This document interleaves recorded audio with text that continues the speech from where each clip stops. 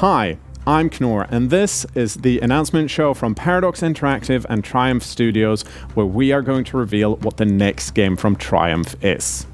Now, normally, at an announcement show like this, we'd spend a lot of time hinting and teasing about what the game might be, and you'd sit here for a really long time not knowing. But we're not going to do that this time. Instead, we're going to play a trailer.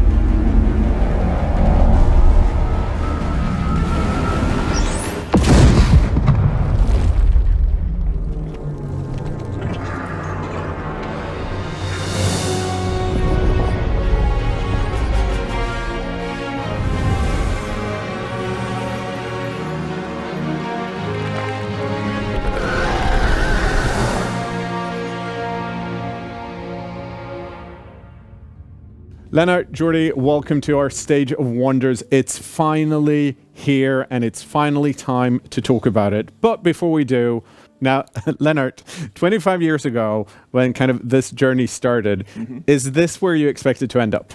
You mean as a middle-aged man dressed up as a wizard? Exactly, that's exactly what I mean. I'm loving it. It's fantastic. Jordi, Age of Wonders 4, how long has the team been working on it?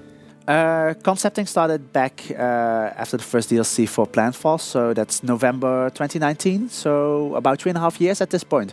And we're very excited to finally be able to show it off. We should, and we are, going to talk about it, but before we get into the nitty-gritty of Age of Wonders 4, if someone's watching that isn't necessarily 100% up-to-date with the Age of Wonders series, what is it? And, well, give me the elevator pitch. All right. So, Age of Wonders is a fantasy strategy series where you build an empire, fight tactical battles, and the core experience is centered about you, the ruler. Sort of you rule a fantasy empire as a sort of role-playing experience. And we've really taken that central aspect to the next level in this game.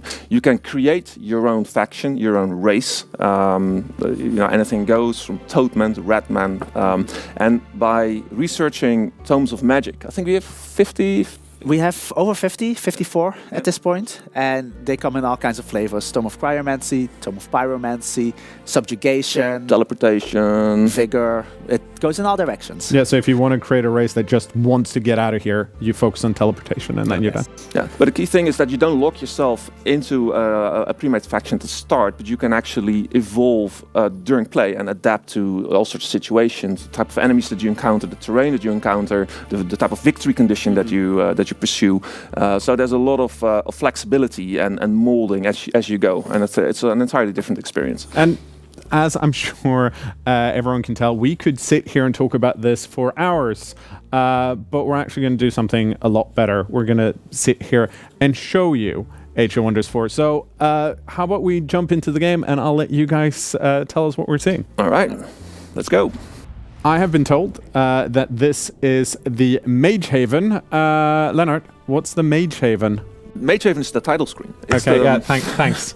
It's the place between worlds where the wizards converge and plan their invasions to the various worlds that you can travel to.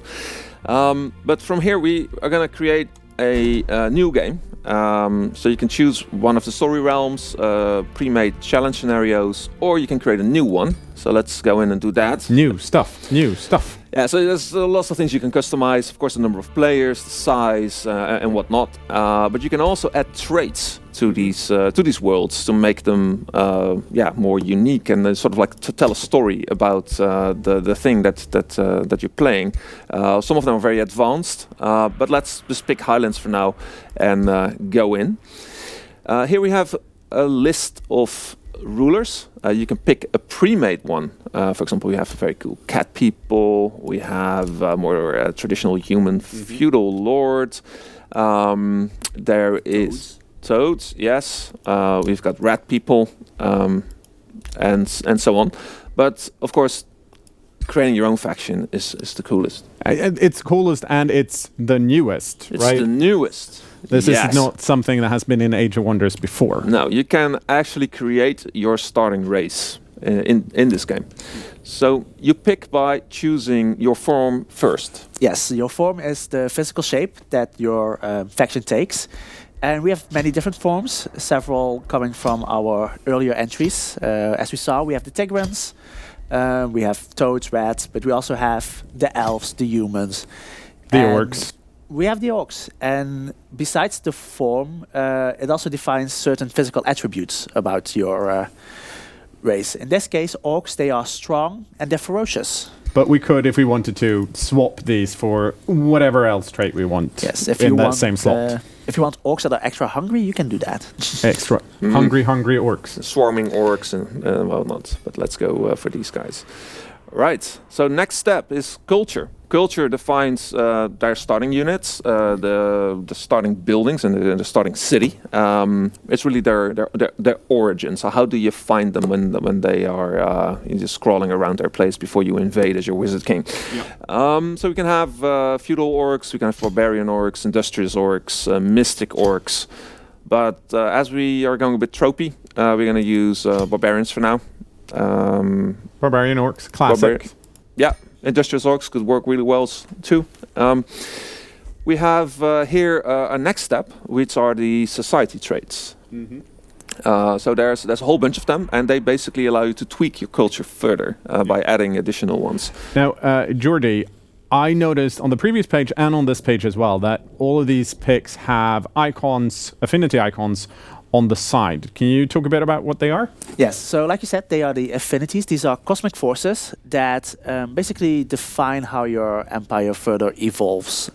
It ties into the empire development, but it also makes it easy to spot when you meet another ruler, another faction, because it kind of tells you what you can expect from these opponents. So what are we picking tonight? We're picking Ruthless.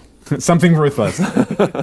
Ruthless raiders. Yeah. So this affects a part of their economy, like they loot from the battlefield, food and draft. So basically, you can see that they scavenge as they go across the place. So highly mobile race. It's a good match for this trait. It will also affect their alignment, and we can also pick ritual cannibals, which allows them to eat enemies and themselves. Yeah. So we're ritual cannibals and we're ruthless raiders, or rather, our people are, because we can of course uplift them. Yes, this is true. During play, this is how we start. Right? This is how we start. All right. So next step. So we're on the tome page. We talked about tomes previously. That there's 54 of them, meaning a lot. That's a big number. And now we get to pick just one. Right? You get. Everyone gets one. At the start of the game, you pick a low tier or like tier 1 tome that sets off your magic use, and every tome contains a number of spells. Spells can be unit enchantments, world spells, summons, Combat spells as well. Yeah. So I'm sort of like drawn to cryomancy because we're in Stockholm and it's was snow outside. Yeah, and people are like, it's cold. It's just below freezing, so it's t-shirt weather. It's not very cold at all, but it's fine. Yeah. But this is essentially your for to take a gameplay term, right? This is part of a tech tree in a sense. Right. Yeah. Yeah. So we're cold orcs. Yeah, Let's go. We're building up. We're sort of like spreading our affinities into chaos, shadow, and nature at this point. So 3 out of 6. And then next step, we'll be choosing what sort of ruler we are. What is our origin? So you can start off as a hero of the people, a champion who has good relations with the cities around them because they are from that world. Yeah. They have more experience and they have some economic bonuses. Or we can pick a returning wizard king. And they are less popular with the people because they see their people more as minions to have their own imperialistic ideals. But they make awesome spellcasters, and you don't need to be evil. You can be evil, but let's pick one of those. Let's pick a wizard king. Yeah. All right, so here we get to define our wizard king. Oh, look, our wizard king is a bit shrouded at this point. There's lots of things here you can change. You can, of course, randomize your people. You can be of a different race than your minions. If you're a wizard king, can you be that if you're a champion as well? No, you're always of the people. So here we go, and yeah, let's build a. Let's build something. I want to see something from a previous entry. Do we have any ice wizards or ice witches? I think we definitely do. Yes. Arctica. Right? Arctica. Let's go.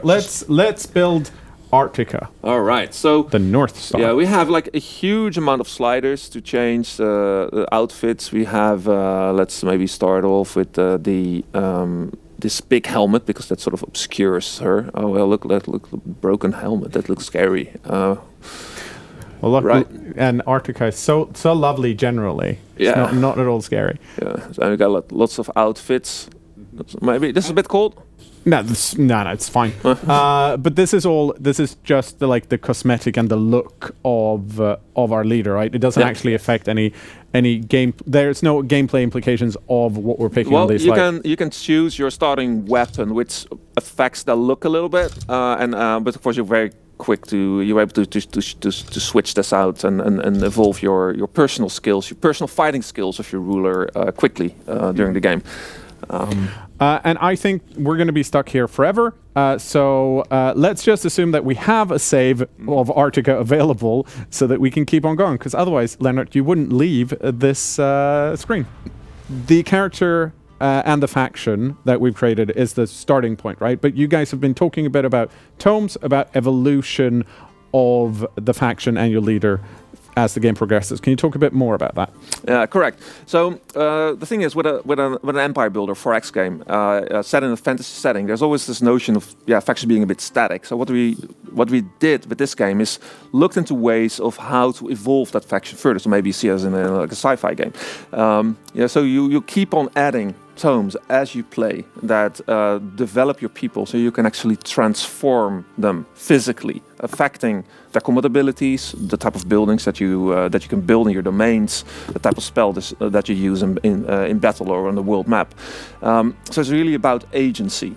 We have a new event system where it reacts to the choices that you make. So if you are an evil player, you might get different events than when you're a good player, and these events can come from your own population, from independent cities, or from encounters on the map. And these all tie various systems together. For example, diplomacies, heroes, relations with the various people on the map, to craft a personal narrative. Once again, I'm going to have to stop you because I feel like whenever I ask something, we can talk about it for ages and ages and ages of wonder. But the pretend earpiece I have in my ear says that we should get back into gameplay. All right, so we've descended here on this town in this nice-looking highlands landscape. We can now rotate across the map, zoom in really close. Hilly. Yeah, and of course I can zoom in all the way. So here we are at the start. So we have our starting city. It's an orc town, a cannibal orc town. We've named them cannibal orcs. Here we have, for example, some cool-looking war shaman who's got corpse eating. Yes. We picked that. Yep, we picked that. And let's go look around. What do we have around us? We have some nodes which are protected by some independent guards. We have some nodes that are just ready for the taking. Our city will grow from this point on. But let's go out, venture forth, and clear out this small group of lesser stone spirits. Whenever you go into battle, you get a quick preview.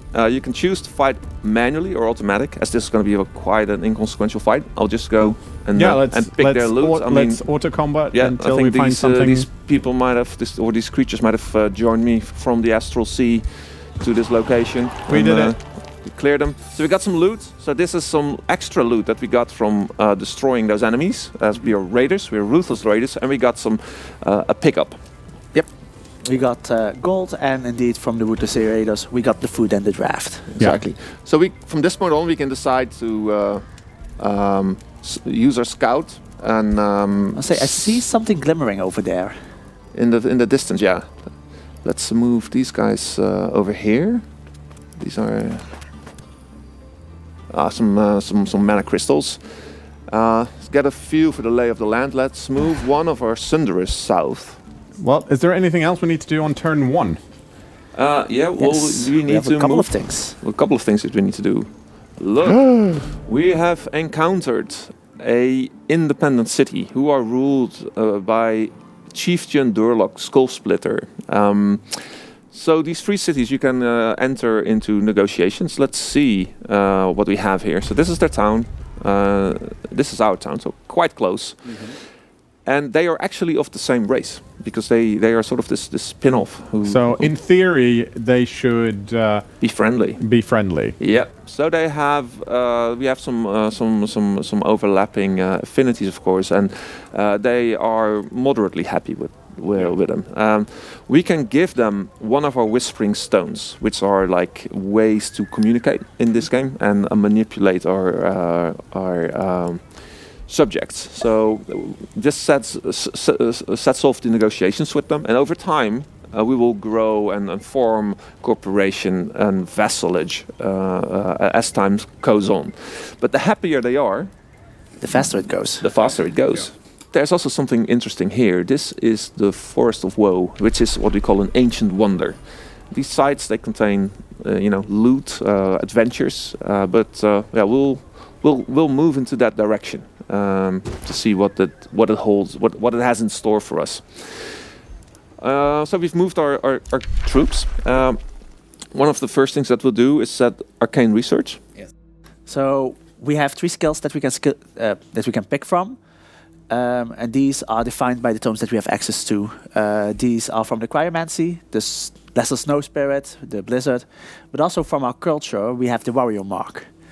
And of course what we pick will get researched over the next few turns.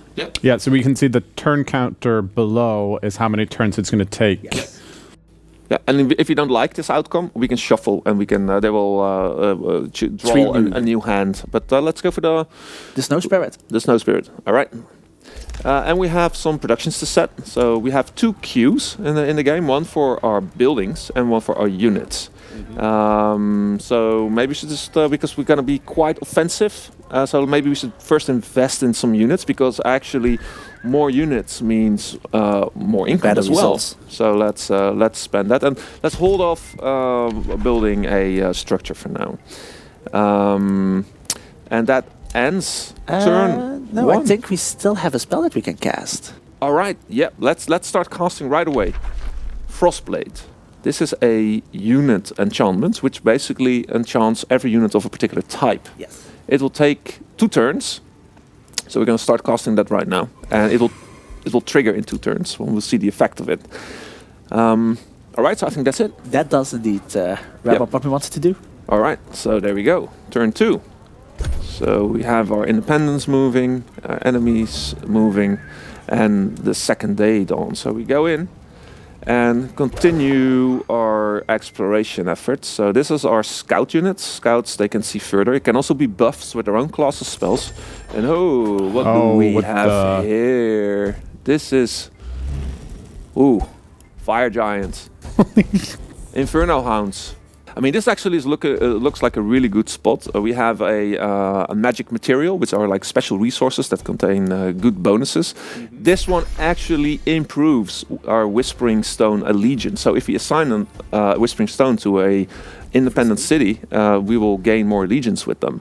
So this is actually a really good spot to claim. But yeah, we will need to kick these guys off their node. Luckily, they do not seem intimidating at all. No, so we should prepare. It should be fine. Take them with a scout.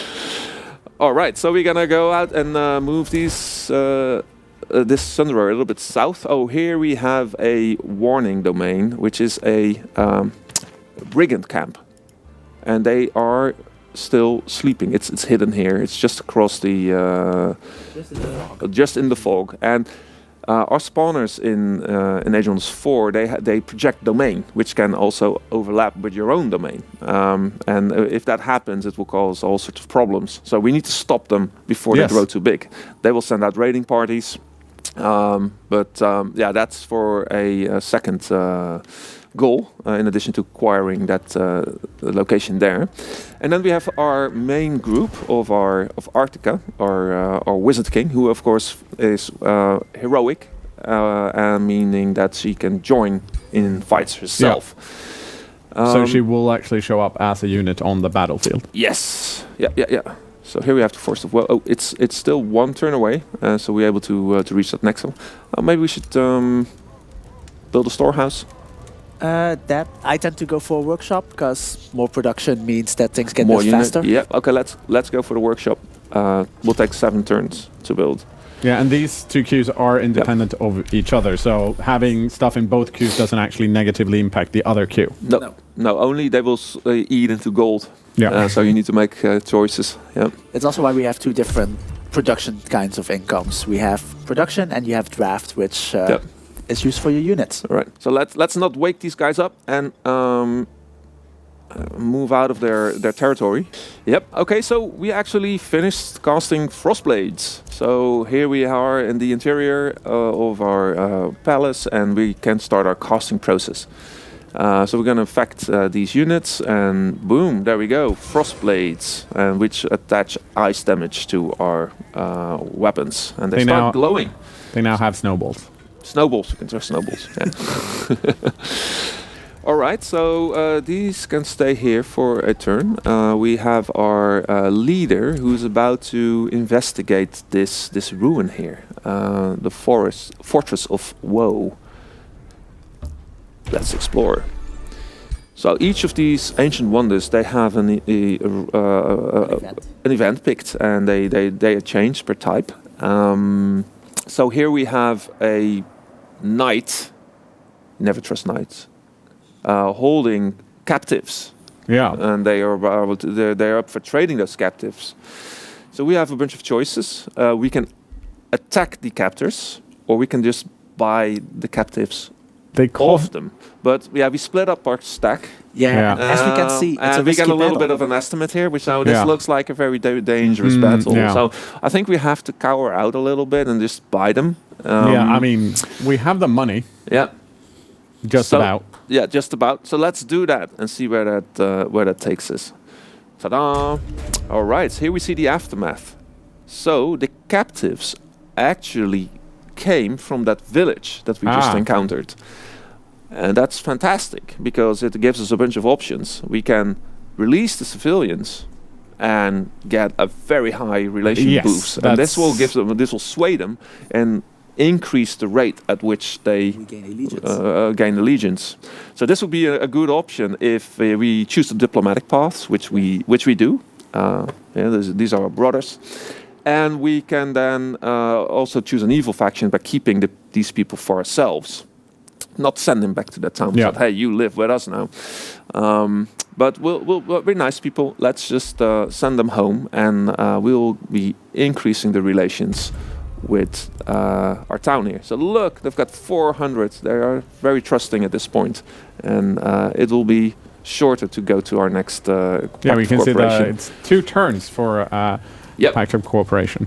All right, so now we've cleared this node. It has a dotted line. It means that it's not actually attached to one of our provinces. It will give a big income bonus to and even increase fortification health depending on the number of quarries. So this is a very important sort of wonder that we can attach to cities. As our cities grow, and maybe we'll acquire this one, we can choose to either attach it to this city, or we can choose to attach it to this city to have the bonus. But we need to grow towards it if that's our plan. But we're done here for now, and we are gonna be bringing her back and prepare to kick some ass, some giants' ass, actually. Let's timber. Let's timber. All right, and we are at day 6. We're getting closer to this giant here, and we are able to cast the elemental, and we can cast it right on top of our stack. So we have a full stack of 6 units now. But it's time for battle. Think so. Yeah. Fight. Yeah. All right. So we're gonna go in, and actually, I think you are gonna play. All right. Manual combat, and it's a risky battle. It's nothing we can't handle. But this gentleman here has clocked the most hours on Age of Wonders 4 in the entire world, so should be in good hands. Okay, Jordy, let's see what you can do. All right, so we've made our way into manual combat, and let's get a closer look at the field. So what we have here is our enemies on the iron node that they were just occupying. And as you can see, they're moving into a choke point here. And we're going to see if we can abuse that. So I'm first going to move my units forward.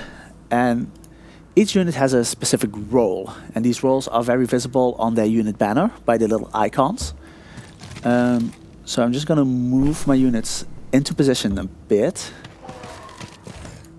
And then we're going to talk for a little bit about what they do. So we have this shield unit, which has as a defense mode, it projects an aura around itself. And that aura provides additional defense to any unit in there. The same is done by the support unit, which has a defense mode that does this for resistance. So by basically setting these up together, we create a nice little place for our units to be safe from any incoming damage. And we're just gonna end the turn here, and we're gonna watch what the enemies are doing. So as expected, they're moving into the choke point. Now first I'm gonna start off casting a spell. This is Ice Coffin, and it has a chance to freeze units. And the reason why I want to do this is because this is a ranged unit. And ranged units are a pain when they can attack from a distance. So by freezing it, we're just essentially trying to lock it down and give us an extra turn of managing damage. So that seems like it worked out great. Luckily it did. So I'm gonna take this warrior, and it has a special ability, Shield Bash, which is gonna, if it triggers, it's gonna stun the giant, basically locking it down for a turn. And if it doesn't, it's gonna retaliate. And it didn't, so now we're gonna take a lot of damage. Massive damage. Brace yourselves. Ow. Well, that wasn't great, but it's not too bad. Famous last words. Famous last words. Gonna move my support here, and I'm just gonna position my skirmishers at a bit of a distance, because skirmishers have both melee and range attacks. And the beauty of this range attack from the Sunderer is that it has a chance to inflict thunder defense. And if that hits, it's gonna make the unit or the enemies a lot more susceptible to damage. So we can see that it was 43% chance. And it resisted. It's a tough nut to crack, this giant. Yeah, and I don't think it's gonna go any better, so I'm actually gonna move up closer, and I'm gonna use this overchannel ability. That's something that Wizard Kings have, or in this case a Wizard Queen, and that allows us to cast another spell this turn. And in this case, I'm just gonna use it to cast Vision of Victory. That's gonna allow us to basically stack critical hit chance. And then in this case, we're just gonna attack from a distance and see if we can freeze a couple more units. And that at least the freeze keeps hitting. Yeah, they're good. They're good with the cold stuff. So now we're just gonna dish out some damage, and then we're gonna let the enemies go ahead and smash. Oh, and as we saw there, we actually have hit chances. Ranged units have a 90% chance to hit, and this can go up and down. And if it misses, like we just saw, there's the chance that it hits a unit further in the back. And melee units, of course, always hits, but they might not hit as well as they could be. Oh, and another. Luckily, we resisted the burning. There aren't that many shield warriors left. Is that going to be a problem? It definitely is, because in Age of Wonders 4, damage dealt is reduced if figures in a unit are gone. So as we see here, now we're only going to be able to do 8 damage on a 3-strike attack. That isn't great, so what we want to do is we want to actually heal, because the moment that you heal, you're going to gain more health, you're going to gain more figures. Yeah, and we can see there's more of them now. And Hooray. our damage has increased again. So But I want to... there's also some problems in the back. Yes, these Inferno puppies, I think. These are the puppies. Yep. They've come up. They're really close, and they're locking my Sunburst down from doing a range attack. Exactly. So I'm just going to take them out, and that frees us up to do another javelin throw in the hopes that it's going to sunder the giant. And it did. And it was a crit. Very nice. So the issue here is that sadly we don't have a line of sight on the giant. I'm gonna move my shamans a bit closer, and that still doesn't give us line of sight, but it gives us a better hit chance at hitting the Infernal Hounds, which are also poisoned as it seems. And I'm going to actually use Invigorate to just get our numbers up so that when we do attack, we have enough units or enough figures to dish out some good damage. And here we can see this would be quite a heavy retaliation. So instead, I'm just gonna take out these hounds, and then it's their turn again. But not many units left for the Marauders at this point, or the Independents. No. And But the guys in the back have woken up. They're no longer frozen. no, but they are fumbling. Yes, they are. And that's a quirk of the new system. We have a much more in-depth morale system. If I look at these magma spirits over here, as we can see, the morale is low because of their allies that have been killed, and also because there's only 2 units left in the entire battle. If this gets low enough, it can cause all the units on the battlefield to flee. So we're just gonna focus down. Actually, we're gonna cast another Vision of Victory. Gonna get those crit chances up, and we're just going to trigger the retaliation on this dude, because obviously this unit can take it. Because that's also our spawned-in units, right? That we cast a spell to get just before the battle started. Yeah. Now, if I'm right, we shouldn't do that, but we're gonna eat from underneath our friendly unit. Right, because these are cannibals. So they took their packed lunch that they didn't have, but they found some snacks on the ground, and now they're feeling a bit better. Yeah.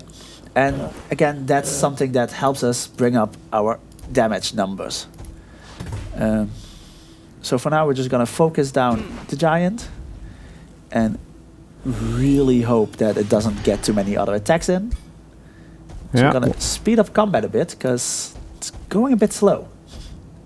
I mean, the giant is resisting a lot of things, but on the positive side, your crits do seem to be coming through, at least partially. Yeah. Now, sadly, I completely forgot that these would be out of range, so I'm just gonna loop them around back. If I don't get confused by the Swedish keyboard. It's the best keyboard. I don't know what you're talking about. And then we're just gonna see if we can get to those magma spirits from the back. Okay, and our spawned-in units are unfortunately down, and we don't have many warriors left. There's one brave one, but then again, they are a shield unit, so they're there to soak up damage, at least in part. Yeah, so here we see that we are also not just gonna be able to kill them, but thanks to flanking, we do a lot more additional damage. So getting up close, and down goes the battle mage. Now only the giant is left. Let's see if you can deal with him. Yeah, this should be easy enough. Oh, and So I think this should be a kill shot. So let's get our queen to do it. Bomb. And down There it we go. goes. down it goes. Well played. See? Well done. Great results. Okay, and that was just an early combat that might have been slightly tweaked for effect, but well played all the same. But I wanted to get to, this is not the only way a combat in Age of Wonders 4 can look like, right? What are the other things that can happen, especially later on? Probably the biggest change are the sieges. That brings an entire new dimension to battles.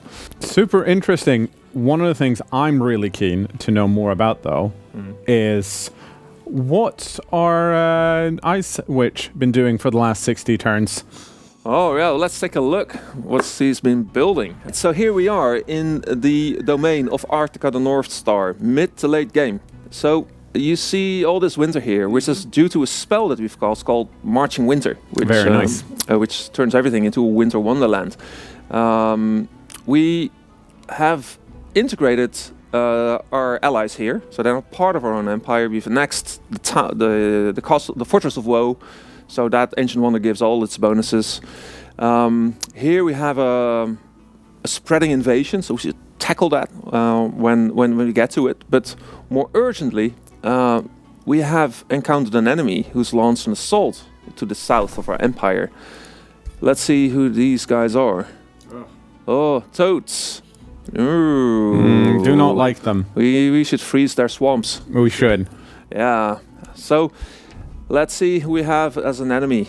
Clement Shepherd, Seafaring Toadman. Oh, we should maybe freeze the water as well. We're gonna transform our people. Like, we have already cast a spell called the Frostling Transformation, which basically makes people dwell in cold domain and gain bonuses like higher morale in Arctic, immunity to being frozen, move faster through snow, which is really cool. But this is only a start. We need to do more if we want to get rid of those toads. Of course. So with the ones we've used, the Frostling Transformation, we get icicles on the back of our units. Jordi, I'm sure there are other transformations. What are some of your favorite ones? Well, the ones that are really impactful, those are the demon ones or the angel ones. They get flying, so you get cool wings, and they look awesome. Unfortunately, we're almost out of time, but before we leave, there are some things I do want to cover. One of the things we didn't have time to mention in-game was the Pantheon system. Jordi, what is it?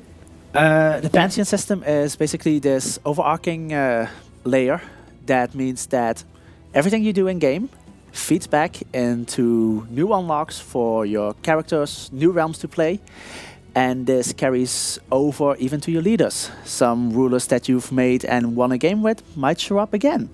And sneakily, this leads into my few questions I had for you, Leonard, because I wanted to confirm some things that have always been core to the Age of Wonders experience. And one of those is replayability. With the Pantheon system, clearly that's there. But what more do we have to look forward to?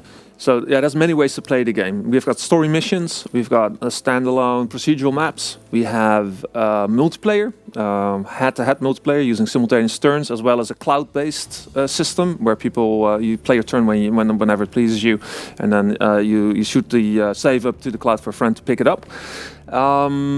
So yeah, it should keep people busy for a very, very long time. And especially with my favorite bit, which is the fact that the empires I've already played and kind of like completed a playthrough with, they might show up in a future playthrough, which, because I generally play jerks, is not going to look good for me. You can turn that off too. Yes. Never. I'm not turning it off. I'll just suffer through it. Guys, we're out of time, but before we go, first of all, massively thank you. I'm going to say that again in a bit.